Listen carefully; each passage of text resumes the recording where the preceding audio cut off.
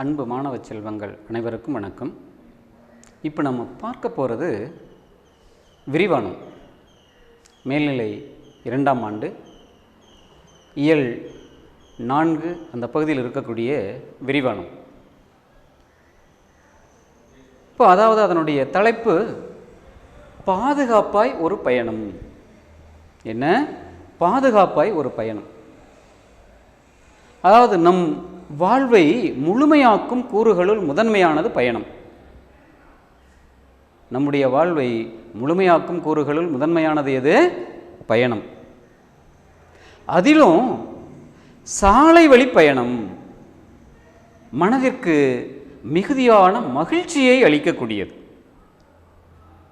சாலை வழி பயணம் மனதிற்கு மிகுதியான மகிழ்ச்சியை அளிக்கக்கூடியது.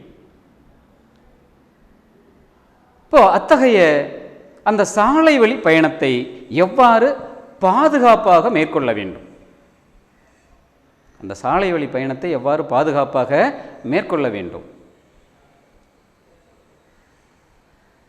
இப்போ சாலை விதிகளை தெரிந்து கொள்ளுதல் வேண்டும். நாம் என்ன செய்யணும்? முதல்ல சாலை விதிகளை தெரிந்து வைத்திருத்தல் வேண்டும், தெரிந்து கொள்ள வேண்டும். நமக்கு தெரிந்த அந்த சாலை விதிகளை பிறருக்கும் சொல்லுதல் வேண்டும். இந்த சாலை விதிகளை நம்ம என்ன செய்யணும்? மற்றவர்களுக்கும் சொல்லணும். நாம் மட்டுமே தெரிஞ்சுக்கிட்டு மற்றவங்களுக்கு தெரியாமல் இருக்கிறது இல்லை. அத்தகைய சாலை விதிகள் பற்றிய விழிப்புணர்வு ஏற்படுத்த வேண்டும். இவ்வாறு செய்யக்கூடியதும் ஒரு வகையான கல்விதான். இவ்வாறு செய்யக்கூடியதும் எது? ஒரு வகையான கல்விதான். இத்தகைய செயல்பாட்டை அனைவரும் உணர்ந்து செயல்பட்டால், இத்தகைய செயல்பாட்டை என்ன செய்யணும்? நம்ம அனைவரும் உணர்ந்து செயல்பட்டால், ஒவ்வொருவரும் உணர்ந்து செயல்பட்டால் விபத்தில்லா பயணத்தை நம்மால் மேற்கொள்ள முடியும். என்ன பயணத்தை மேற்கொள்ள முடியும்? விபத்தில்லாத பயணத்தை மேற்கொள்ள முடியும். சார், ஒரு பொதுப்படையான நிகழ்வு பார்ப்போம். இப்போ பாரிஸ் நகரில் 1909ஆம் ஆண்டு ஒரு பொதுவான ஒரு மாநாட்டை நிகழ்த்தினார்கள். அது என்ன மாநாடு அப்படின்னு சொன்னால், பன்னாட்டு சாலை அமைப்பு. என்ன? பன்னாட்டு சாலை அமைப்பு.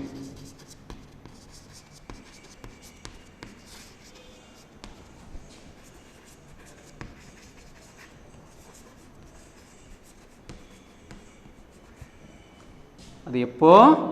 1909ஆம் ஆண்டில் பாரிஸ் நகரில்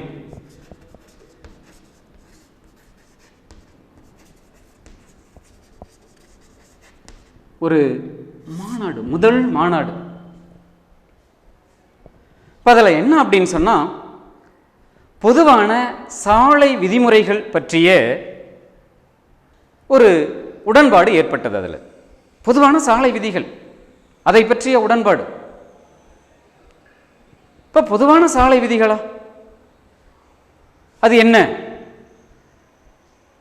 பல்வேறு மொழிகளில் எழுதப்படக்கூடிய அறிவிப்பு பலகைகளை விட, பல்வேறு மொழிகளில் எழுதப்படக்கூடிய அறிவிப்பு பலகைகளை விட மொழி வேறுபாடற்ற குறியீடுகள் அனைவருக்கும் எளிதில் புரியும். இப்போ ஒவ்வொரு நாட்டிலும் ஒவ்வொரு மொழி பேசிக்கிட்டு இருக்கிறான், ஒவ்வொரு மாநிலத்திலும் ஒவ்வொரு மொழியை பேசிக்கிட்டு இருக்கிறான். அப்போ அந்தந்த மாநிலத்தில் அந்தந்த நாட்டில் அந்தந்த மொழியில் எழுதினா மற்ற நாட்டில் இருந்து மற்ற மொழியை பேசக்கூடியவன் சென்றால் அவனுக்கு தெரியாதது. அதனால தான் மொழி வேறுபாடற்ற பொதுவான குறியீடுகள் தேவை என்பதை அந்த மாநாட்டில் அந்த உடன்படிக்கை ஏற்பட்டது. அது என்ன? அந்த உடன்படிக்கை அது என்ன அப்படின்னு சொன்னால், அபாய முன்னறிவிப்பு குறியீடுகள். அதில் எது எது? அபாய முன்னறிவிப்பு குறியீடுகள், திசை காட்டும் குறியீடுகள். அடுத்தது என்ன? திசை காட்டும் குறியீடுகள். இப்போ கட்டாயம் அனைவரும் கடைபிடிக்க வேண்டிய குறியீடுகள். அடுத்து இன்னொன்று என்ன? கட்டாயம் அனைவரும் கடைபிடிக்க வேண்டிய குறியீடுகள், எச்சரிக்கை குறியீடுகள், சிறப்பு குறியீடுகள் ஆகிய குறியீடுகளை அவர்கள் அமைக்கப்பட்டன. இப்போ அவைகளினுடைய நோக்கம் என்ன அப்படின்னு சொன்னால், சாலையினுடைய வகைகளை அறிதல். இப்போ சாலையினுடைய வகைகள் ஒரு வழிப்பாதை, இருவழிப்பாதை, நெடுஞ்சாலை, தேசிய நெடுஞ்சாலை, இப்போ இருக்கிற இந்த தங்க நாற்கர சாலை, இந்த சாலைகளினுடைய வகைகளை அறிதல் முதல்ல. அடுத்ததாக மயில் கற்களை பற்றிய விவரங்களை தெரிந்து வைத்திருத்தல் வேண்டும். மயில் கற்களை பற்றிய விவரங்கள் இப்போ நம்ம பேச்சு வழக்கில் கூட சொல்லுவோம். இப்போ வழக்கத்தில் அது பெரும்பாலும் இல்லை அப்படின்னாலும் இந்த பேச்சு வழக்கத்தில் நாம் சொல்லுவோம், எத்தனை மைல் இருக்கு, எத்தனை மைல் தூரம் கேட்போம். இப்போ மைல் ஏதாவது பாதைகளில் சாலைகளில் மைல் என்று எழுதி வைக்கப்பட்டிருக்குதா? இல்லையே, கிலோமீட்டர் தான். அதாவது 5 மைல் என்பது 8 கிலோமீட்டர் தூரம். இப்போ பண்டைய காலத்தில் என்ன செய்தாங்க, இந்த அளவீடுகளில் நீட்டல் அளவையே அதை ஒரு ஜான், ஒரு முழம், ஒரு அடி, ஒரு கஜம் அப்படின்னு சொல்லி குறிப்பிட்டாங்க. ஆனால் இப்போ மில்லிமீட்டர், சென்டிமீட்டர், ஒரு மீட்டர், கிலோமீட்டர் அப்படின்னு வந்துருச்சு. இப்போ 1000 மீட்டர் கொண்டது ஒரு கிலோமீட்டர் அப்படின்னு சொல்லுவோம். அதுதான் 8 கிலோமீட்டர். அதாவது 5 மைல் என்பது 8 கிலோமீட்டர். குறிப்பாக சொல்ல போனால் ஒரு கிலோமீட்டருக்கு 1000 மீட்டர் அப்படின்னு சொன்னால் ஒரு மைல் என்பதற்கு ஒரு தோராயமாக 1600 மீட்டர். 1600 மீட்டர். இந்த மைல் கற்களினுடைய விவரங்களை பற்றி தெரிந்து வைத்திருக்க வேண்டும். இப்போ அடுத்ததாக சாலை போக்குவரத்து காவலர்கள் அவர்களினுடைய உத்தரவுகளை ஏற்று செயல்பட வேண்டும். யாருடைய உத்தரவுகளை ஏற்று செயல்பட வேண்டும்? சாலை போக்குவரத்து காவலர்கள் அவர்களினுடைய உத்தரவுகள், அவர்கள் காட்டுகின்ற அந்த வழியை ஏற்று செயல்பட வேண்டும். இப்போ அடுத்ததாக சாலை சந்திப்புகளில் அங்கே என்ன தேவை அப்படின்னு சொன்னால், எச்சரிக்கையான அணுகுமுறை தேவை. சாலை சந்திக்கக்கூடிய இடங்களில் எச்சரிக்கையான அணுகுமுறை தேவை. இப்போ எச்சரிக்கையான அணுகுமுறையா? இப்போ சாலை சந்திக்கக்கூடிய இடமா? இப்போ நம்ம போகிறோம், ஒரு சாலையிலிருந்து மற்றொரு சாலைக்கு வளையணும். இப்போ இடதுபுறமாக வளையணும் அப்படின்னு சொன்னால் அங்கே என்ன செய்யணும்? சைகைகளை காட்ட வேண்டும். இடதுபுறமாக வளையிறோன்னா இப்போ பகல் நேரத்தில், அதாவது வண்டியிலே இருசக்கர வாகனத்திலேயே லைட் இருக்குது. இப்போ இடதுபுறமாக வளையணும்னு சொன்னால் இடதுபுறமாக இருக்கக்கூடிய அந்த லைட்டை ஆன் பண்ணிப்போம். அது பகல் நேரத்தில் சில சமயங்களில் தெரியாத கூட போகலாம். அதனால் என்ன செய்வோம்? இடது கையை அசைத்து காட்டலாம் அப்படின்னு சொன்னால் நமக்கு பின்னால் வரக்கூடிய அந்த வாகன ஓட்டிகளுக்கு ஒரு எச்சரிக்கையாக இருக்கும். ஓஹோ, இடது பக்கம் வளைய போகிறார் போல இருக்குது. அதுவே வலது பக்கம் வளைவதாக இருந்தால் அந்த வலது கையை நாம் காட்ட வேண்டும். எப்போ? நாம் வரக்கூடிய வேகத்தை குறைத்து மெதுவாக செல்லும் பொழுது பின்னால் வரக்கூடிய அந்த வாகன ஓட்டிகள் சற்று தூரத்தில் வரும் பொழுது நம்முடைய வலது கையை காட்டணும் அப்படின்னு சொன்னால் அவங்க எச்சரிக்கை ஆகிடுவாங்க. அதே நமக்கு எதிரில் வரக்கூடிய அந்த வாகன ஓட்டிகள் அவர்களும் நாம் வலது கையை அசைப்பது பார்த்த உடனே ஓஹோ, வலதுபுறம் திரும்ப போகிறார் போல இருக்குது அப்படின்னு சொல்லி அவங்களும் என்ன செய்வாங்க? எச்சரிக்கையோடு செய்வாங்க. இப்போ அவர்களும் சாலையை கடந்து சென்ற பிறகு பின்னாலும் எதிரில் வரக்கூடியவர்களும் கடந்து சென்று விட்ட பிறகு நாம் என்ன செய்யலாம்? இப்போது மெதுவாக நம்ம வந்த வாகனத்தை நாம் வலது பக்கமாக வளைச்சிக்கிட்டு போகலாம். இதுதான் அந்த சைகைகள் காட்டக்கூடிய முறை. இவ்வாறு நம்மோடு பயணம் செய்யக்கூடிய அந்த சக பயணிகளை நாம் நண்பர்களாக எண்ண வேண்டும். ஏதோ ஒருத்தன் அப்படின்னு நினச்சி நம்ம எண்ணக்கூடாது, நண்பர்களாக எண்ண வேண்டும்.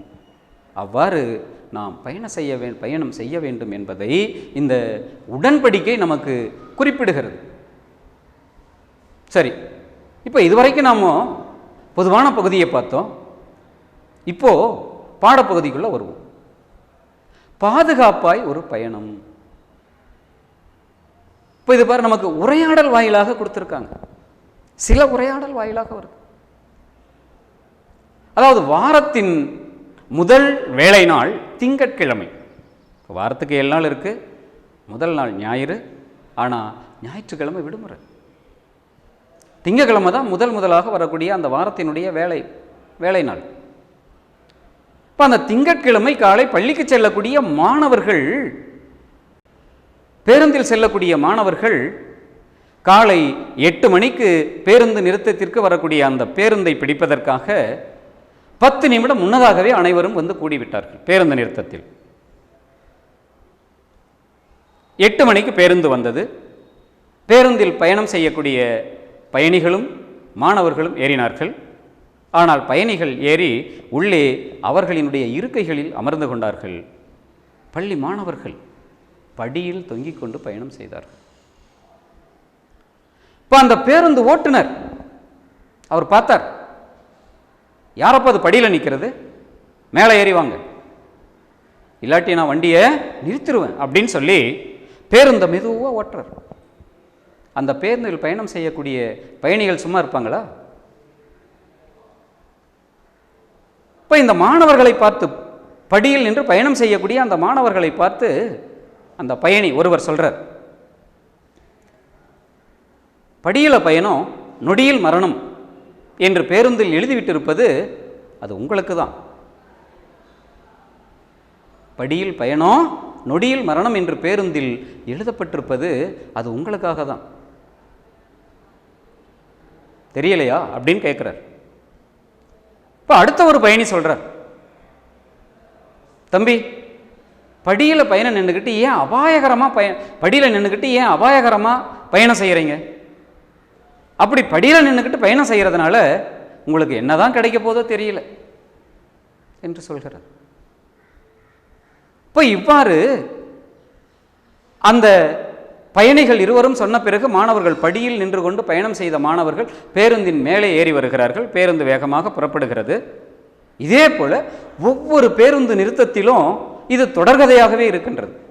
பேருந்து நிற்பதும், மாணவர்கள் இறங்குவதும், படியில் நின்று பயணம் செய்வதும், அந்த ஓட்டுநர் இவர்களை பார்த்து சொல்வதும், பயணிகள் சொல்வதும், இது தொடர்கதையாக இருந்துகிட்டே இருக்கு. 15 நிமிட பயணத்திற்கு பிறகு பேருந்து ஓரிடத்தில் நிற்கின்றது.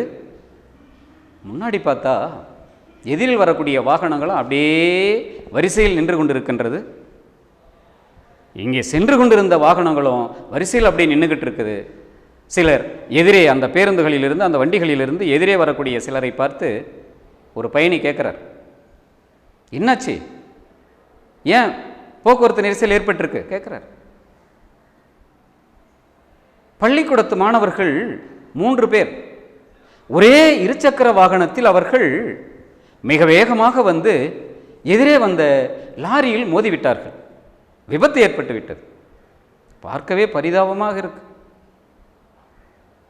மிகவும் கொடுமையாக இருக்கின்றது அப்படின்னு சொன்ன உடனே நடத்துனர் சொல்றார், எப்போ பார்த்தாலும் இதே நிகழ்வு தான்,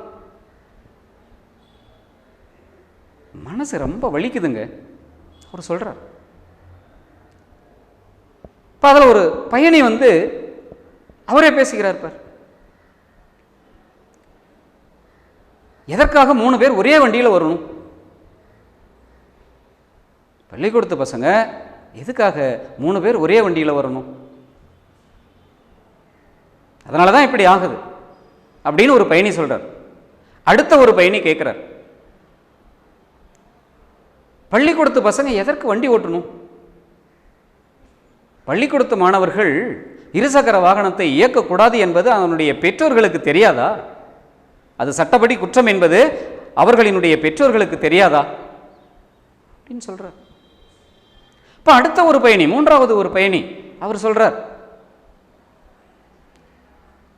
இருசக்கர வாகனத்தில் இவங்க மெதுவாக போறாங்க, எவ்வளோ வேகமாக அதிவேகமாக போறாங்க, ஏன்னா பார்ப்பவர்களினுடைய கவனத்தை ஈர்க்க வேண்டும் என்பதற்காக. கம்மியாவா போறாங்க, அதிகமான வேகத்தோட போறாங்க. அதற்கு என்ன காரணம்? பார்ப்பவர்களினுடைய கவனத்தை ஈர்க்க வேண்டும் என்பதற்காக இவ்வாறு போறாங்க அப்படின்னு சொல்லி அந்த பேருந்தில் இருக்கக்கூடிய பயணிகள் பலரும் பலவாறு பேசுகிறாங்க. அவ்வாறு அவர்கள் பேசிக்கொண்டிருந்த பொழுது இருக்கும் பொழுதே அங்கு நோயாளர் உறுதியும் காவலர்களினுடைய வண்டியும் அங்கே வந்து நின்றது. காவலர்கள் உடனே அந்த போக்குவரத்து நெரிசலை சரி செய்து பேருந்தை அவர்கள் அந்தந்த வழியில் செல்ல அவர்கள் சொல்கிறார்கள். அப்பொழுது பேருந்து அந்தந்த வழியில் புறப்படுகின்றது. காட்சி 2.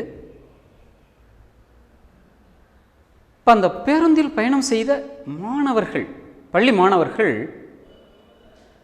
தங்களுடைய பள்ளிக்குள் நுழைந்து தலைமை ஆசிரியர் அறைக்கு முன்பாக நிற்கின்றனர். இவர்களை பார்த்த தலைமை ஆசிரியர் அவர்களிடம் வந்து, ஏன் காலதாமதமாக வருகிறீர்கள், என்ன காரணம் கேட்குறாங்க.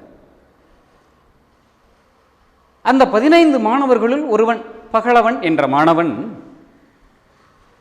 தலைமை ஆசிரியனுடைய வினாவிற்கு அவன் விடையளிக்கின்றான். அம்மா, நாங்கள் தினந்தோறும் பேருந்தில் பயணம் செய்துதான் பள்ளிக்கு வருகிறோம். அவ்வாறு இன்று நாங்கள் வந்து கொண்டிருந்த பொழுது அருகில் இருக்கக்கூடிய பள்ளியைச் சேர்ந்த 3 மாணவர்கள் இருசக்கர ஊர்தியில், ஒரே ஊர்தியில் அவர்கள் மிக வேகமாக வந்ததால் எதிரே வந்த லாரியின் மீது மோதி விபத்துக்கு உள்ளாயினர். பார்ப்பதற்கு அச்சமாகவும் வேதனையாகவும் இருந்தது. அதனால்தான் போக்குவரத்தில் முடக்கம் ஏற்பட்டது என்று தாங்கள் காலதாமதமாக வந்ததற்குரிய அந்த காரணத்தை தலைமை ஆசிரியரிடம் அந்த பகலவன் என்ற மாணவன் சொல்கிறான். உடனே தலைமை ஆசிரியர், அடாடா, நாளுக்கு நாள் இத்தகைய இந்த விபத்துகள் பெருகிக் கொண்டே போகுது. இன்று வேறொரு பள்ளி மாணவர்கள் விபத்துக்கு உள்ளாகினார்கள். நாளை நம்முடைய பள்ளி மாணவர்களுக்கும் இத்தகைய நிலைமை நேரலாம். அதனால் நம்ம என்ன செய்யலாம்? சாலையில் பாதுகாப்பாக பயணம் செய்வதற்குரிய அந்த விழிப்புணர்வு கூட்டத்தை நம் பள்ளியில் விரைவில் கூட்டி நம் பள்ளி மாணவர்கள் அனைவருக்கும் அந்த விழிப்புணர்வை ஏற்படுத்த வேண்டும் என்று தலைமை ஆசிரியர் சொன்னவுடன் இந்த பகலவன் என்ற மாணவன் அவன் கேட்குறான், அம்மா, நம்முடைய பள்ளி மாணவர்களுக்கும் விழிப்புணர்வை அளிக்க முடியுமா? சாலை பாதுகாப்பு பற்றிய அந்த விழிப்புணர்வை அளிக்க முடியுமா கேட்குறான். ஏன் முடியாது? தலைமை ஆசிரியர் கேட்குறாங்க, ஏன் முடியாது? மிக விரைவில் நாம் விழிப்புணர்வு கூட்டத்தை கூட்டி நம்முடைய பள்ளி மாணவர்களுக்கு பாதுகாப்பான பயணத்தை பற்றிய விழிப்புணர்வை ஏற்படுத்தலாம். அப்படி ஏற்படுத்தினாதான் விபத்தே இல்லாத இந்த நிலையை நம்மால் உருவாக்க முடியும் என்று தலைமை ஆசிரியர் சொல்கிறார். அடுத்தது காட்சி 3. இடம் பள்ளி கலையரங்கம். பங்கு பெறுபவர்கள் போக்குவரத்து அலுவலர், அதாவது வட்டார போக்குவரத்து அலுவலர், தலைமை ஆசிரியர், மாணவர்கள் மற்றும் பள்ளி மாணவ மாணவியர்கள்.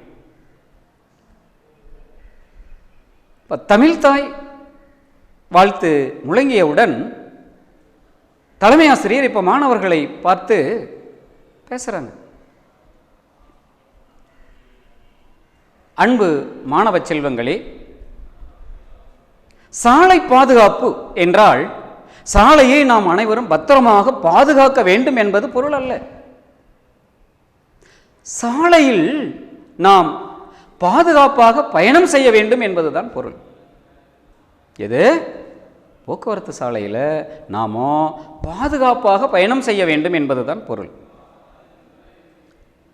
இதற்குரிய மாணவர்களுக்குரிய அந்த விழிப்புணர்வை பற்றி வட்டார போக்குவரத்து அலுவலர் உங்களிடம் பேசுவார் என்று மாணவர்களை விழித்து கூறி அவர் முடித்தவுடன் மாணவர்களினுடைய கரவொலி எழுந்தது. இப்போ அதன் பிறகு வட்டார போக்குவரத்து அலுவலர் அவர் பேச ஆரம்பிக்கிறார். தலைமை ஆசிரியருக்கும் ஆசிரியர்களுக்கும் மற்றும் மாணவ மாணவியர்களுக்கும் என் இனிய வணக்கம் என்று கூறி அவர் அவருடைய உரையை துவங்குகிறார். நம்முடைய நாட்டில் போக்குவரத்து வசதிகள் மிகுதியான அளவிற்கு இருக்கின்றது. உலகிலேயே போக்குவரத்து வசதிகள் மிகுதியாக உள்ள இரண்டாவது பெரிய நாடு நம்முடைய இந்தியா தான். உலகிலேயே மிகுதியான போக்குவரத்து வசதிகள், போக்குவரத்து சாலைகள் உள்ள இரண்டாவது பெரிய நாடு நம்முடைய இந்தியா தான். இப்போ நம்முடைய இந்தியாவில் 55,000 கிலோமீட்டர் சாலைகள் உள்ளன. எவ்வளோ சாலைகள் இருக்கு? 55 லட்சம். 55,000 இல்லை, 55 லட்சம் கிலோமீட்டர் சாலைகள் உள்ளன. 21 கோடிக்கும் மேற்பட்ட 21 கோடிக்கும் மேற்பட்ட வாகனங்கள் நம்முடைய நாட்டில் இருக்கின்றன, ஊர்திகள் இருக்கின்றன. இப்ப அதனாலதான் மிகுதியான விபத்து ஏற்படுகிறது. அதனாலதான் மிகுதியான விபத்து ஏற்படுகிறது. ஆண்டு ஒன்றிற்கு 5 லட்சம் விபத்துகள் நேரிடுகின்றன.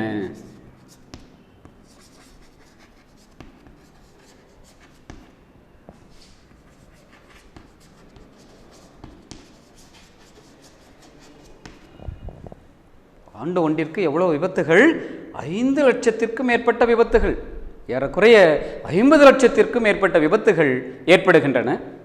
அந்த விபத்துகளில் 1,50,000 பேர் உயிரிழக்கின்றனர். எவ்வளவு பேரு? 1,50,000 பேர் உயிரிழக்கின்றனர்.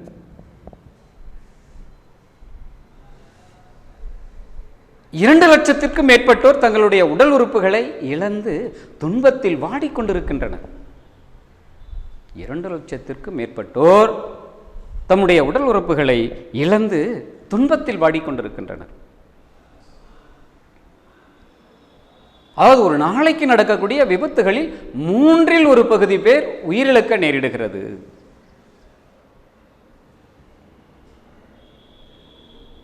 இந்தியாவில் நடக்கக்கூடிய மொத்த விபத்துகளில் நம்முடைய நாட்டில் தமிழகத்தில் மட்டும் 15 விழுக்காடு விபத்துகள் ஏற்படுகின்றன. தமிழகத்தில் மட்டும் எத்தனை விழுக்காடு விபத்துகள் ஏற்படுகின்றன? 15 விழுக்காடு விபத்துகள்.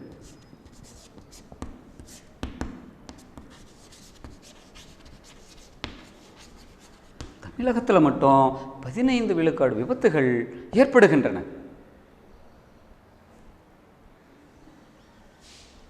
இந்த 15 விழுக்காடு விபத்துகள் தமிழகத்தில் நேரிடுவது மிகவும் வேதனைக்குரியதாக இருக்கின்றன. ஆதலால் மாணவர்களாகிய நீங்கள் சாலையில் எவ்வாறு பயணம் செய்வது என்ற அந்த பாதுகாப்பு விழிப்புணர்வை பெற்று விழிப்புணர்வோடு நாம் பாதுகாப்பான பயணத்தை மேற்கொண்டீர்கள் என்றால் எதிர்காலத்தில் விபத்தில்லா தமிழகத்தை உங்களால் உருவாக்க முடியும். எதிர்காலத்தில் என்ன இல்லாத தமிழகத்தை உங்களால் உருவாக்க முடியும், விபத்தில்லா தமிழகத்தை உருவாக்க முடியும். சரி, இப்போ விபத்து ஏற்பட காரணம் என்ன? விபத்து என்பது அது தற்செயலாக நடக்கக்கூடிய ஒரு செயல். யாரும் திட்டமிட்டு செய்யறதில்லை. அத்தகைய விபத்துகள் நடப்பதற்கு காரணம் என்ன அப்படின்னு சொன்னா மனித தவறுகள் தான். விபத்துகள் நடப்பதற்கு காரணம் என்ன? மனித தவறுகள்.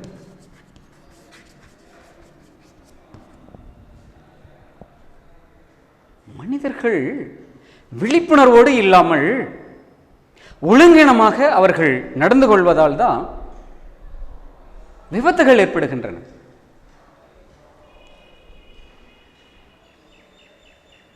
இப்போ பாரு, இப்போ நம்முடைய தமிழகத்தை நம்ம எடுத்துக்கிட்டோம் அப்படின்னு சொன்னா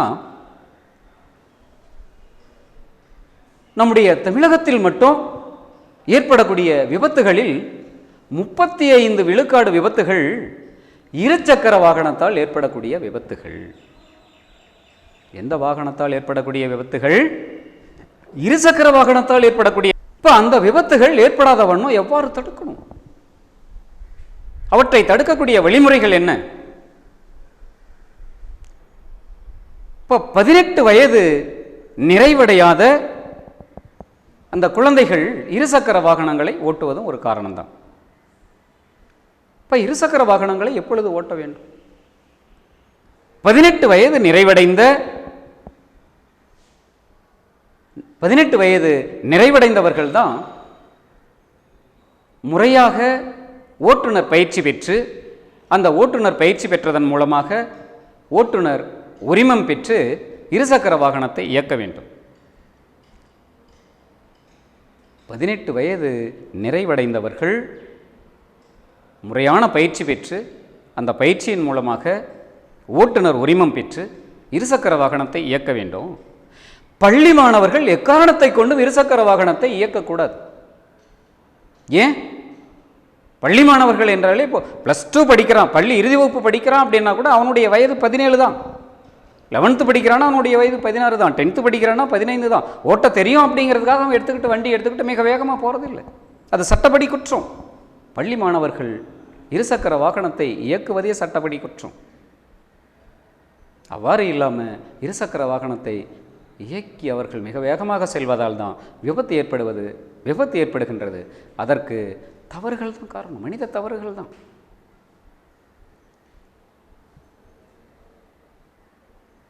இப்போ மேலும் அந்த உலகினமான செயல்கள் பார். ஓட்டுநர் உரிமம் இல்லாமல் இருசக்கர வாகனத்தை இயக்குவது, வாகனங்களை இயக்குவது, தலைக்கவசம் அணியாமல் வாகனங்களை ஓட்டிச் செல்வது, ஓட்டுநர் உரிமம் இல்லாமல் வாகனத்தை ஓட்டிச் செல்வது, அவ்வாறு ஓட்டிச் செல்லும் பொழுதும் தலைக்கவசம் இல்லாமல் ஹெல்மெட் வாகனத்தை ஓட்டிச் செல்வது, அது இல்லாமல் 2 பேருக்கு மேல் ஒரே வண்டியில் பயணம் செய்வது. ஒருத்தன் போகலாம், 2 பேர் போகலாம், ஆனால் என்ன செய்வான் பார், 3 பேர் 4 பேர் 5 பேர் ஒரே வண்டியில் தொத்திக்கிட்டு போவான், மிக வேகமாக போவான். 2 பேருக்கு மேற்பட்டோர் பயணத்தை மேற்கொள்வது, கைபேசியில் பேசிக்கொண்டே செல்வது. கைபேசியில் என் வண்டியில் போய்கிட்டே இருப்பான், கால் வரும், டக்குன்னு பாக்கெட்டில் கையை விட்டு செல்லை எடுத்து ஆன் பண்ணி இப்படி வச்சுக்கிட்டு இப்படி போவான், இப்படியே ஓட்டிக்கிட்டு போவான். எவ்வாறு அந்த சாலையில் ஓட்டிக்கிட்டு போக முடியும்? கைபேசியில் பேசிக்கொண்டே செல்வது, சாலையின் குறுக்கும் நெடுக்குமாக வண்டியை ஓட்டிக்கொண்டு செல்வது. அது பொது வழி, பொது சாலை, அனைவருக்கும் பொதுவான சாலை. அதில் நம்மளால் என்ன செய்கிறோம்? அப்படியே இப்படி ஓட்டிக்கிட்டு போகிறோம், அப்படி வளைச்சி அப்படி ஓட்டிக்கிட்டு போகிறோம், அப்படி வளைச்சி ஓட்டிக்கிட்டு போகிறோம். குறுக்கும் நெடுக்குமாக மிக வேகமாக ஓட்டிக்கொண்டு செல்வது. மேலும் போட்டி பந்தயம் என்ற பெயரில் மிக வேகமாக வண்டியை ஓட்டிக்கொண்டு செல்வது. என்ன போட்டி பந்தயம் அப்படின்னு சொல்லி சாலையில் மிக வேகமாக வண்டியை ஓட்டிக்கிட்டு போவானுங்க. ஏன்னா இது பொது வழி, அனைவருக்கும் பொதுவானது. அப்போ இப்படிப்பட்ட நிலையில் என்ன ஏற்படும்? அந்த விபத்துகள் ஏற்படுவதற்கான அதிக வாய்ப்பு இருக்கு.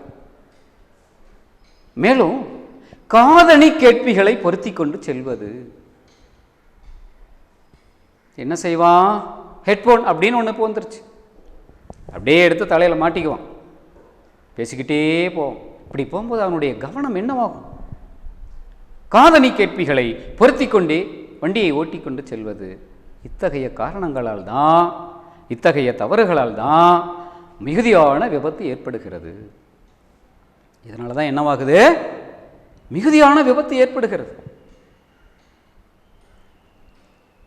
சரி, இதோட மட்டுமா? போதிய விழிப்புணர்வு இல்லாமல் இருத்தல். அதாவது சாலை பாதுகாப்பு பயணத்தை பற்றிய பயணம் குறித்து போதிய விழிப்புணர்வு இல்லாமல் போதல். இப்ப சாலை பாதுகாப்பு பயணம் பற்றிய போதிய விழிப்புணர்வு இல்லாமல் போவதன் காரணம் என்ன? இதற்குரிய காரணங்கள் என்ன? வண்டியை ஓட்டக்கூடிய அந்த ஓட்டுநர்களினுடைய கவனக்குறைவு. வண்டியை ஓட்டி செல்லக்கூடிய ஓட்டுநர்களினுடைய கவனக்குறைவு. அவன் கவனக்குறைவா போறதுனால அந்த விபத்து நேரிடுகிறது. ஏதாவது ஒன்று நினச்சிக்கிட்டு வண்டியை ஓட்டிக்கிட்டு போவான், திடீர்னு எதிரில் வருவான். அது அவனுடைய கவனக்குறைவு. போதிய பயிற்சி இல்லாமை, ஓட்டுவதற்குரிய வாகனங்களை ஓட்டுவதற்குரிய போதிய அளவிற்குரிய பயிற்சி இல்லாமல் போவதன் காரணம். அப்படியே வண்டியை ஓட்டிக்கிட்டு போவான், இந்த பக்கம் திரும்ப வேண்டியதாக இருக்கும், முன்னாடி பின்னாடி கவனிக்க மாட்டான். கொஞ்ச தூரம் இடைவெளி இருக்கும், அதுக்குள்ளே உள்ள நுழைச்சி போயிடலாம் அப்படின்னு சொல்லி திருப்புவான். எதிரில் வரக்கூடிய வண்டி மிக வேகமாக வந்துக்கிட்டு இருப்பான். இவன் திருப்பின உடனே என்னவாக அந்த வண்டியோட மோதி விபத்து ஏற்படும். போதிய பயிற்சி இல்லாமை, ஓட்டுநருக்குரிய பயிற்சி இல்லாமை. அடுத்தது தட்ப வெப்பநிலை. இப்போ சில சமயங்களில் நம்ம பார்த்தோம் அப்படின்னு சொன்னால், காலை நேரத்தில் திடீர்னு பனி, அப்படியே கம்ப்ளீட்டாக சாலை அந்த பகுதியை முடிக்கும். இங்கே இருக்கிறன்னா அடுத்து பக்கம் வேறு ஆட்கள் கூட தெரியாமல் இருப்பான், பக்கம் இருக்கக்கூடிய ஆள் கூட தெரியாது, அந்த அளவிற்கு அந்த பனி இருக்கும். சாலைகளில் வண்டிகளை முகப்பு விளக்கை அவர்கள் போட்டுக்கொண்டு வண்டிகள் அப்படியே ஓட்டிக்கிட்டு போவோம். அப்படி ஓட்டிக்கிட்டு போகும்போது எந்த அளவிற்கு விழிப்புணர்வு இல்லாமல் இருக்கிறான் பார். எதிரில் வர வண்டி வேகமாக வந்து தன் மீது மோதனா என்ன நிலைமை ஏற்படும்? அந்த விழிப்புணர்வு வேண்டுமல்லவா? தட்பவெப்பநிலை இதற்கு காரணம். இத்தகைய சூழல் ஏற்படுவதற்கு காரணம் தட்பவெப்பநிலை. இவற்றை அறிந்து செயல்பட வேண்டும். இப்போ இயந்திர கோளாறு. அடுத்தது வாகனம் பழுதடைந்திருப்பது. அவ்வாறு பழுதடைந்திருக்கக்கூடிய அந்த வாகனத்தை, கோளாறு ஏற்பட்டிருக்கக்கூடிய அந்த வாகனத்தை எப்படியாவது நாம் அட்ஜஸ்ட் பண்ணி ஓட்டி கொண்டு போய் நிறுத்திக்கலாம் அப்படின்னு சொல்லி சாலைகளில் ஓட்டிகிட்டு போகிறது. அது ஏற்கனவே பழுதடைஞ்சிருக்கு. அவ்வாறு பழுதடைந்திருக்கக்கூடிய அந்த வாகனத்தை இயக்கி கொண்டு செல்லும் பொழுது மேலும் தான் என்னவாக அது பழுதடையும். அப்போ என்ன ஏற்படும் என்ற அந்த விழிப்புணர்வு அவனுக்கு இருக்கணும்ல. இயந்திர கோளாறு, அதிக ஆட்களை ஏற்றிச் செல்வது. இப்போ ஒரு பேருந்து இருக்குது அப்படின்னு சொன்னால் அந்த பேருந்தில் இவ்வளவு பேர் தான் பயணம் செய்யணும். உதாரணமாக எடுத்துக்கிட்டால் 55+2 அப்படின்னு போட்டிருப்பான். 55 பயணிகளும் ஒரு ஓட்டுநரும் ஒரு நடத்துனரும் பயணம் செய்யலாம். ஆனால் இவங்க என்ன செஞ்சுருக்கிறாங்க பார், 100 பேர் 200 பேர் அப்படியே போட்டு அடைச்சிக்குவான். இந்த ஃபுட்போர்டில் ஒவ்வொரு ஃபுட்போர்ட்லேயும் ஒவ்வொரு படிக்கட்டுலேயும் 20 பேர் 30 பேர் தொங்கிக்கிட்டு இருப்பான். உள்ளே அப்படியே மூச்சு விடாத அளவுக்கு கூட்ட நெரிச்சல் இருக்கும். அப்போது அந்த பேருந்து அப்படியே சாஞ்சதுன்னா எத்தனை பேருக்கு உயிரிழப்பு ஏற்படும், எவ்வளவு கொடுமை நடக்கும். அதிகமான ஆட்களை ஏற்றிச் செல்வது. அதனாலும் அதே போல அது சரக்குந்தாக இருந்தால் அதிகமான சரக்குகளை ஏற்றிச் செல்வது. அதுக்கு ஒரு அளவு இருக்கு. 10 டன் தான் ஏற்றக்கூடிய அந்த சரக்குந்து லாரி அப்படின்னு சொன்னால் அதில் 10 டன் ஏற்றலாம், அதற்கு கீழே ஏற்றிட்டு போகலாம். ஆனால் இவன் என்ன செய்வான்? விழிப்புணர்வு இல்லாத காரணத்தினால் ஒரு 12 டன் 13 டன் 14 டன் 15 டன் எப்படியாவது கொண்டு போய் சேர்த்திடலாம் அப்படின்னு சொல்லி ஏற்றிட்டு போவான். அப்போ அதனால் விபத்து ஏற்பட வாய்ப்பு இருக்கு. அதிகமான சரக்குகளை ஏற்றிச் செல்வது. அடுத்ததாக இருப்பு பாதைகளை கடக்கும் பொழுது, தொடர்வண்டி பாதையை, ரயில் பாதையை கடக்கும் பொழுது அந்த ஆளில்லா லெவல் கிராசிங் அப்படின்னு ஒன்று இருக்கும். அந்த இடத்துல என்ன செய்வோம்? ஆள் இருக்க மாட்டான். ரோடினுடைய சாலையினுடைய அந்த பகுதியிலும் வேகத்தடையை போல திட்டுகள் இருக்கும், இந்த பகுதியிலும் வேகத்தடையை போல திட்டுகள் இருக்கும். அப்படியே எகிரி எகிரி போகும் பொழுது இவன் அதை தான் கவனத்தோடு அதை தான் நினச்சிட்டு போவான். ஆனால் என்னவாக அங்கே எப்போ வேணாலும் அங்கே அந்த வழியில் அந்த தொடர் வண்டி வரலாம். ஆனால் இவன் என்ன செய்யணும்? அந்த பாதைக்கு அருகில் செல்வதற்கு முன்பாகவே அந்த விளக்குகளை அவன் பார்க்க வேண்டும். பச்சை விளக்கு எரியுதா அல்லது சிவப்பு விளக்கு எரியுதா என்று பார்த்து, பச்சை விளக்கு எரிந்தால் நீ அந்த பக்கம் போகலாம். சிவப்பு விளக்கு எரிந்தால் என்ன செய்யணும்? கிராஸ் பண்ணக்கூடாது, நின்னுக்கணும். ஆனால் இருப்பு பாதைகளை கடக்கும் பொழுது கவனம் இல்லாமல் செல்வது, கவனிக்காமல் செல்வது. அடுத்தது ஒன்று மிகப்பெரிய கொடுமை என்னன்னு சொன்னால், மது அருந்திவிட்டு வாகனத்தை ஓட்டி செல்வது. நம்மால் இந்தியாவினுடைய குடிமகன் எப்படி ப்ரூவ் பண்ணுறான் பார், நல்லா குடிச்சிட்டு வாகனத்தை ஓட்டி செல்வது. இப்போ இதனால்தான் மிகுதியான விபத்துகள் ஏற்படுகிறது. என்ன இல்லாதனால போதிய அளவிற்கான அந்த விழிப்புணர்வு இல்லாததன் காரணம்தான். இவ்வாறு மாணவர்களுக்கு வட்டார போக்குவரத்து அலுவலர் அந்த சொற்பொழிவு ஆற்றிக்கிட்டே இருக்கிறார். மாணவர்கள், அதாவது பாதுகாப்பான பயணம் குறித்த அந்த விழிப்புணர்வு குறித்து சொல்லிக்கிட்டே இருக்கிறார். அடுத்தது, பள்ளி மாணவர்களுக்கு சாலை விபத்துகளை தடுப்பது குறித்த விழிப்புணர்வு. இது பள்ளி மாணவர்களுக்கு சாலை விபத்துகளை தடுப்பது குறித்த விழிப்புணர்வு. இப்போ பள்ளி மாணவர்களுக்கு சாலை விபத்துகளை தடுப்பது குறித்த விழிப்புணர்வுனா எவ்வாறு பார்? மாணவர்கள் எதுக்காக சாலையில் போகிறான்? மாணவர்கள் என்ன செய்யறான்? பள்ளி நேரம் போக சாலைகளில் விளையாடுவது. மாணவர்கள் என்ன செய்யறான்? சாலைகளில் விளையாடிக்கிட்டு இருக்கிறான். விளையாடி கொண்டிருத்தல், சாலைகளில் விளையாடுவது, திடீரென்று சாலையை கடப்பது. சாலையினுடைய ஒரு பக்கம் அப்படி போய்கிட்டு இருப்பான், திடீர்னு என்ன செய்வான்? சாலையை கடந்து இந்த பக்கம் போயிடலான்னு ஓடுவான். ஆனால் சாலை வாகனங்கள் போக்குவரத்துக்காக அமைக்கப்பட்டிருக்கக்கூடிய இப்படிதான் ஒரு நிகழ்வு நடந்தது.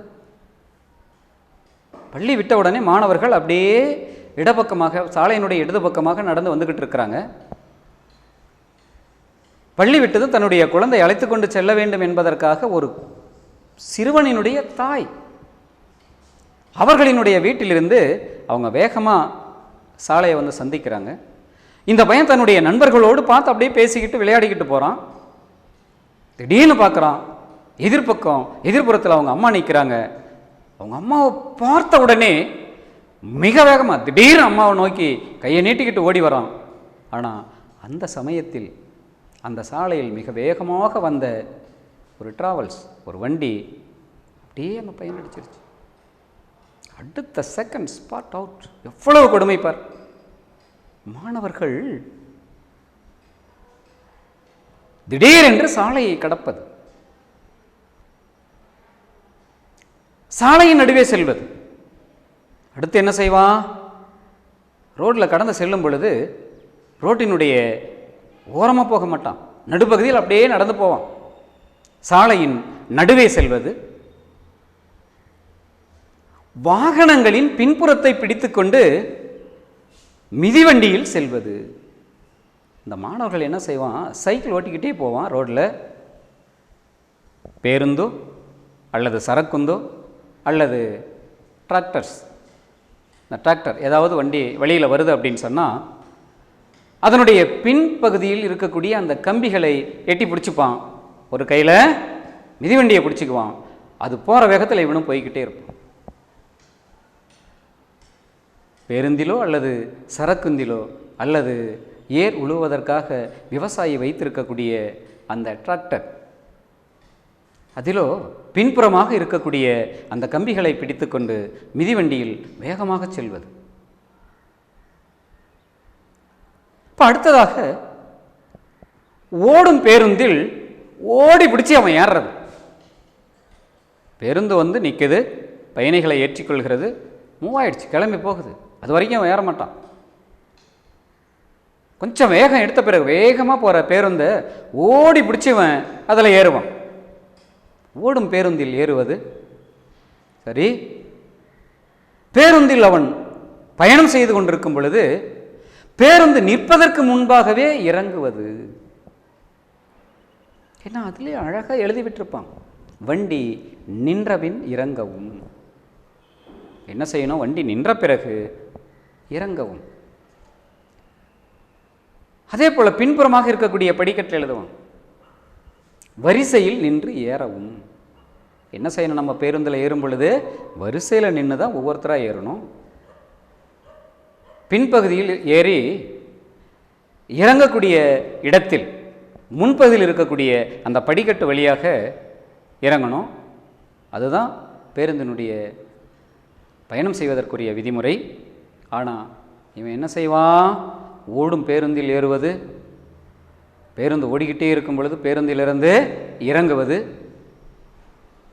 இதெல்லாம் தவிர்க்கப்பட வேண்டியவை. படியில் தொங்கிக் கொண்டே பயணிப்பது. இந்த பள்ளி மாணவர்கள் தான் என்ன செய்வான்னு சொன்னால், படியில் தொங்கிக்கிட்டே பயணம் செய்வான். உள்ள பேருந்தில் எல்லா சீட்டும் காலியாக இருக்கும், ஏறி உட்கார மாட்டான், ஃபுட்போர்டில் தான் நின்றுக்கிட்டு போவான். படியில் தொங்கிக் கொண்டே பயணம் செய்வது, இதையெல்லாம் மாணவர்கள் தவிர்க்க வேண்டும். இவ்வாறு தவிர்க்காமல் இவற்றை மாணவர்கள் செய்தார்கள் என்றால் அவர்களினுடைய உயிர் இழப்பும் உடல் உறுப்புகளினுடைய இழப்பும் ஏற்படும். உயிரிழப்பும் ஏற்படும், உடல் உறுப்புகளினுடைய இழப்பும் ஏற்படும். இது அவனுடைய பெற்றோர்களுக்கு மட்டுமல்ல, சமூகத்திற்கே இது ஒரு பெரிய இழப்பு. இது எதற்கு ஒரு பெரிய இழப்பு? சமூகத்திற்கே ஒரு பெரிய இழப்பு. இத்தகைய இழப்பு ஏற்படாத வண்ணம் நாம் இருக்க வேண்டும் என்றால் சாலையை எவ்வாறு நாம் பாதுகாப்பாக பயன்படுத்த வேண்டும் என்ற அந்த விழிப்புணர்வை மாணவர்கள் அனைவரும் கடைபிடித்து செயல்பட்டால் விபத்தே இல்லாத தமிழகத்தை நம்மால் உருவாக்க முடியும். எது இல்லாத தமிழகத்தை? விபத்தே இல்லாத தமிழகத்தை நம்மால் உருவாக்க முடியும் என்று வட்டார போக்குவரத்து அலுவலர் கூறி, அப்படியே தொடர்ச்சியாக இப்போ போக்குவரத்தினை சீர் செய்யும் குறியீடுகள், இவற்றை நாம் நம்முடைய பள்ளியினுடைய கண்காட்சி அரங்கில் நாம் அவற்றை திறந்து வைத்திருக்கின்றோம். அந்த குறியீடுகளை எல்லாம் நீங்கள் கண்டு உணர்ந்து, என்னென்ன குறியீடுகள்? உத்தரவு குறியீடுகள், 2 எச்சரிக்கை குறியீடுகள், 3 தகவல் குறியீடுகள். இப்போ உத்தரவு குறியீடுகள் அப்படின்னு சொன்னால் வாகன ஓட்டிகள் இவ்வாறு கடைபிடிக்க வேண்டும் என்பது. இந்த குறியீடுகளை பார்த்த உடனே தெரிஞ்சுப்பான். முன்னமே சொன்னோம், அபாயகரமான வளைவு இருக்கின்றது. இப்போ மலை ஏறும் பொழுது தான் அந்த கொண்டை ஊசி வளைவு அப்படின்னு சொல்லி ஒரு வளைவு இருக்கும். அப்படி போய்கிட்டே இருப்பான், அப்படியே திரும்பும், அப்படியே திரும்பும். அதுதான் அபாய முன்னறிவிப்பு குறியீடு. அடுத்தது குறுகலான பாதை. இங்கே என்ன இருக்குது? குறுகலான பாதை இருக்கு, குறுகலான பாலம் இருக்கு, இங்கு தடை செய்யப்பட்ட பகுதி என்று அந்த குறியீடுகளை நாம் அறிய வேண்டும்.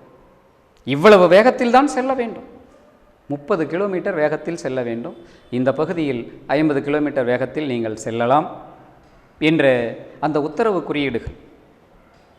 இங்கு பள்ளி இருக்கின்றது, ஆதலால் பள்ளி மாணவர்கள், மாணவ செல்வங்கள், அவர்களுக்காக நீங்கள் எச்சரிக்கையோடு செல்ல வேண்டும் என்று அந்த எச்சரிக்கை குறியீடுகளும், அடுத்தது அந்த ஓட்டுநர்களுக்குரிய தகவல் குறியீடுகள், இவைகளையெல்லாம் மிக விளக்கமாக நம்முடைய பள்ளியில் உள்ள இப்பொழுது திறந்து வைத்த அந்த கண்காட்சியில் இடம்பெற்றிருக்கின்றது. இவைகளை நீங்கள் கண்டுணர்ந்து அனைவரும் பயன்பெற வேண்டும், விபத்தில்லா தமிழகத்தை நாம் உருவாக்க வேண்டும் என்று கூறி, மாணவர்கள் அனைவருக்கும் சாலை பாதுகாப்பு பற்றிய அந்த உறுதிமொழியை அவர் கூற, அனைத்து மாணவர்களும் எழுந்து நின்று அந்த சாலை பாதுகாப்பு பற்றிய அந்த உறுதிமொழியை அனைத்து மாணவர்களும் ஏற்கின்றார்கள். நாட்டுப்பண்ணோடு நிறைவு அடைகிறது.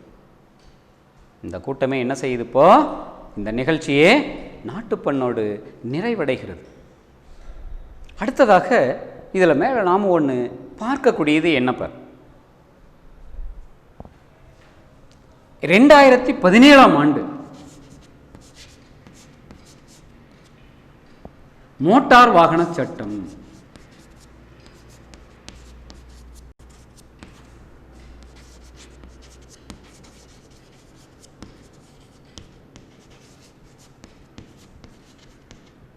குறிப்பிடுவன என்ன சொல்லுது பாரு. 2017 ஆண்டு இயற்றப்பட்ட இந்த மோட்டார் வாகன சட்டம்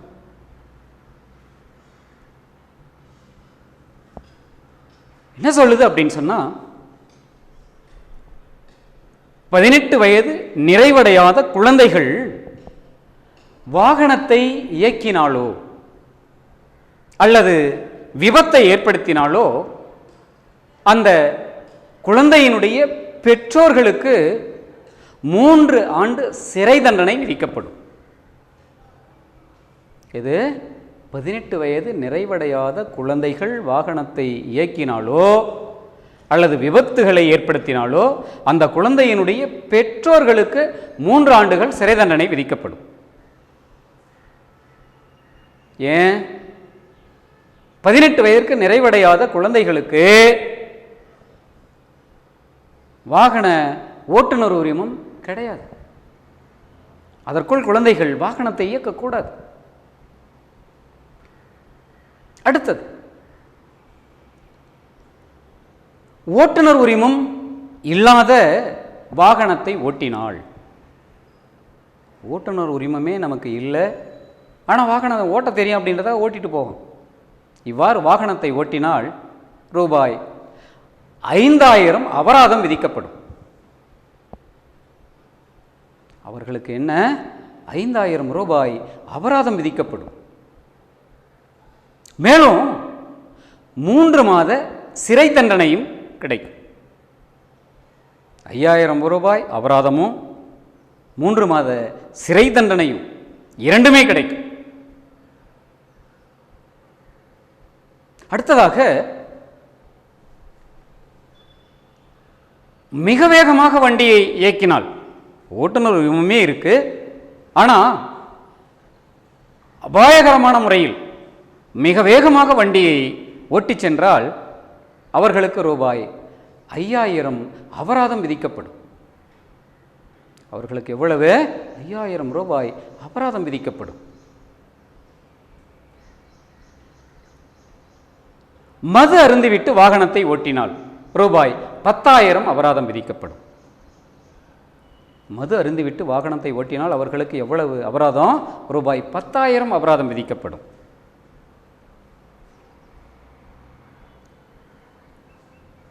அடுத்தது, தலைக்கவசம் அணியாமல் வாகனத்தை ஓட்டினால் அவர்களுக்கு ரூபாய் 1000 அபராதம் விதிக்கப்படும். ஹெல்மெட் போடாமல் வண்டி ஓட்டிட்டு போனா அப்படின்னு சொன்னால் அவர்களுக்கு எவ்வளவு ரூபாய் அபராதம் விதிக்கப்படும்? 1000 ரூபாய் அபராதம் விதிக்கப்படும். அதோடு மட்டுமல்ல, 3 மாதம் அவருடைய ஓட்டுநர் உரிமம் நீக்கம் செய்யப்படும். 3 மாதத்திற்கு ஓட்டுநர் உரிமம் நீக்கம் செய்யப்படும். இருசக்கர வாகனத்தில் பயணம் செய்தால், 2க்கு மேற்பட்டோர் பயணம் செய்தால் ரூபாய் 2000 அபராதம் விதிக்கப்படும். அவ்வாறு ஓட்டி வருபவர்களுக்கு 3 மாதம் அவர்களினுடைய உரிமம் நீக்கம் செய்யப்படும். ஓட்டுநர் உரிமம் நீக்கம் செய்யப்படும். மேலும் காப்பீடு இல்லாத வண்டியை ஓட்டினால், எல்ஐசி லைஃப் இன்சூரன்ஸ், அந்த காப்பீடு இல்லாத வண்டியை ஓட்டினால் ரூபாய் 2000 அபராதம் விதிக்கப்படும். இப்போ இதெல்லாம் என்ன அப்படின்னு சொன்னால், 2017 ஆண்டு மோட்டார் வாகன சட்டம் குறிப்பிடக்கூடிய குறிப்புகள். இவற்றையும் அறிந்து சாலையில்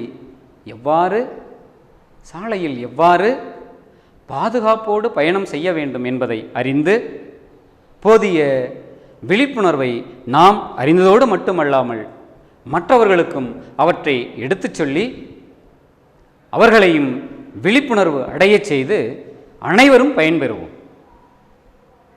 சரி, இப்போ இந்த விரிவானத்தில் நமக்கு ஒரு வினா கேட்கப்படும். என்ன வினா அப்படின்னு சொன்னால், சாலை விபத்தில்லா தமிழ்நாடு. என்ன? சாலை விபத்தில்லா தமிழ்நாடு. இக்கூற்று நனவாக நாம் செய்ய வேண்டுவன யாவை? இப்போ சாலை விபத்தில்லா தமிழ்நாடு என்ற இந்த கூற்று நனவாக நாம் செய்ய வேண்டுவன யாவை? என்னென்ன செய்யணும் என்பதை பற்றி மாணவ செல்வங்களே நீங்கள் அறிந்திருப்பீர்கள். இவற்றை மற்றவர்களுக்கும் எடுத்துச் சொல்லி சாலை விபத்தில்லா தமிழ்நாட்டை நாம் எதிர்காலத்தில் உருவாக்க வேண்டும் என்று உங்களை வேண்டி நீங்கள் அனைவரும் பாதுகாப்பான பயணத்தை மேற்கொள்ள வேண்டும். ஏன், அனைவருமே, உலகில் உள்ள அனைவருமே பாதுகாப்பான பயணத்தை மேற்கொள்ள வேண்டும். அத்தகைய விழிப்புணர்வை நாமும் நம்மால் முடிந்த அளவிற்கு மற்றவர்களுக்கும் நாம் எடுத்துச் சொல்லி சாலை விபத்தில்லா தமிழகத்தை உருவாக்க வேண்டும் என்று நான் இப்பொழுது உங்களை கேட்டுக்கொள்கிறேன். நன்றி, வணக்கம்.